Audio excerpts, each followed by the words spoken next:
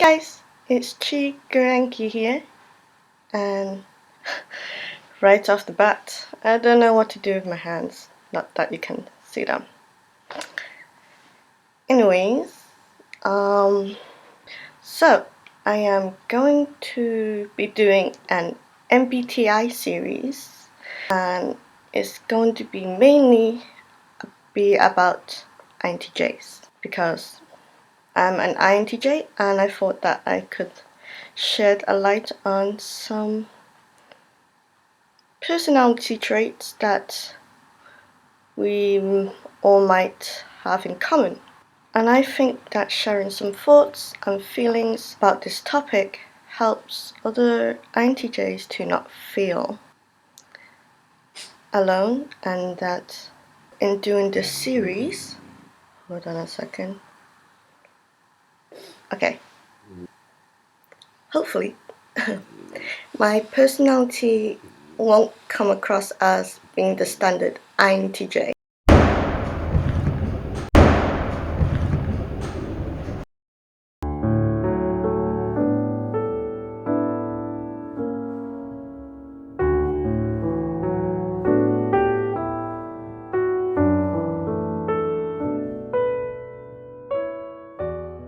Meaning that I can show other people, regardless of which MBTI personality you are matched up with, not everyone is going to conform to their profile. So before I start this series, I am going to put my thoughts across in this very first episode, for good reasons, because I know that some INTJs or other MBTI groups feel that they are individuals, and that's true. We are all individuals, so I'll get to that in a moment. So the thing with MBTI is that it's a label, and I don't like labels.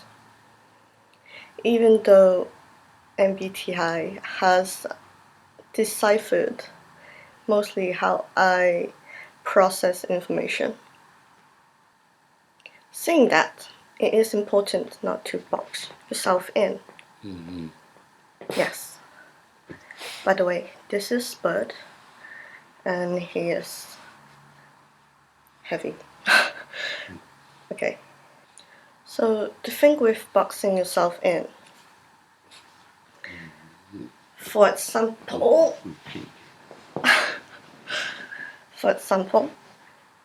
in order to be INTJ, some of us might find that we need to be smart in order to fit into the stereotype. And you know what? No, you don't have to. And it's not just being smart, it's being cold, apparently, and you have to have a death stare to be an INTJ.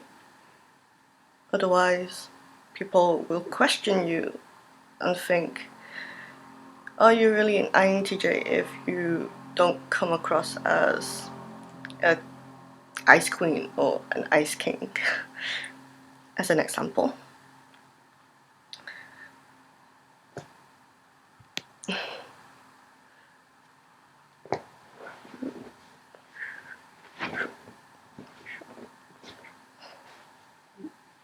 So if we refrain ourselves from boxing ourselves in, you predominantly can take MBTI as a tool to help yourself understand how you process information. In return, you can use that to self-reflect and to develop yourself and to improve, such as how you from now on interact with other people around you. So with the information provided, you can gradually learn to understand that, oh, this is how your brain works and this is how I should improve. What I'm saying is that MBTI does not determine who you are as an individual. That may sound contradicting because I'm making the series. But let's say, for example, that MBTI, okay, I'm going to use myself as an example. Let's say that MBTI deciphered 10% of how my brain works. And it's accurate. The rest of the 90% is who I am as an individual, not defined by MBTI. For example, I'm not intimidating, and that my feeling side is more developed because I'm surrounded by a lot of feelers. So that has an effect on personality, and that's not defined by MBTI. So you don't always have to conform. So my videos are going to follow this kind of momentum. Essentially, MBTI isn't a one-size-fits-all kind of thing. And the way that I personally use MBTI is to facilitate personal growth, as well as to understand how I interact with other people and how other people interact with others and how people behave. Self-reflecting is fun, man. And in a way, it strengthens the mind. Another interesting thing for anyone who disagrees with MBTI or agrees with it is that regardless of whether you've been typed wrong or whatever, you actually subconsciously take something away when you read your profile. That is, you get to understand more of the person that you are. And it's an interesting place for me to be because, oh my god, I haven't been staring at the camera all this time. Crap. Okay, so yes, okay. So although I'm fascinated by MBTI, I always seem to have the inner yearnings to not conform and to not be boxed in. Although granted, there was a week in my life where I thought, how am I being typed as an INTJ when I don't conform to this and this and this? And I was actually proud to be INTJ. I still am, but not in a way where I feel that I must conform to everything. So getting over that and being an individual again, finally. For many reasons, it's resulted in me being a much more developed person just because of accepting who I am and utilizing the MBTI. In saying that, my extroversion, feeling and perspective have all developed or heightened a little bit more. What I just mentioned, so extroversion, feeling and perspecting. Perspecting or prospecting?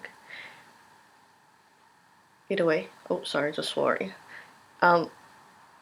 Yeah, these are all cognitive functions, and if you want to read up on it a little bit, then I have a few mentions of them in my blog post. I'll link them down below so you can have a little read afterwards. And yeah, knock yourself out. Now,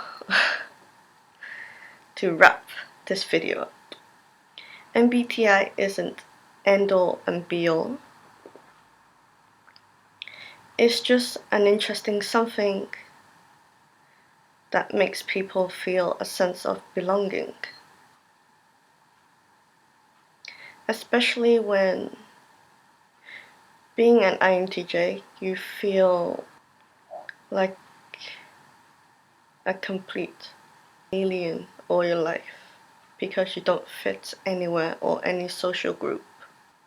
And at best, it's like being confused with who you are, and that sucks. So,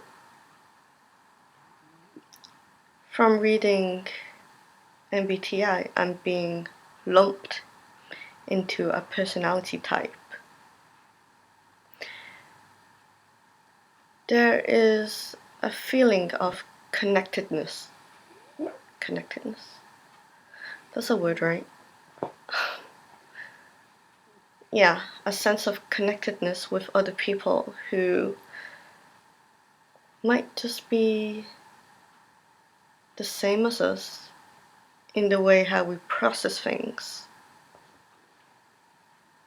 And it's interesting because I'm seeing communities arise from this MBTI thing, and people are becoming more understanding, and everyone is helping each other. For example, in social media groups, there is no questions or answers too weird, or too crazy, or too taboo to fling across the internet, because everyone is becoming more open-minded about the types of people there are in this world, and that's great. Okay, that's a long enough rant. I hope that you've enjoyed this video and that you enjoyed seeing Spud. I'm not exactly sure how long this INTJ series is going to be, but I've got some topics in mind already, so I hope you stay tuned for that. Okay guys, have a great day and I'll catch you all later. Bye.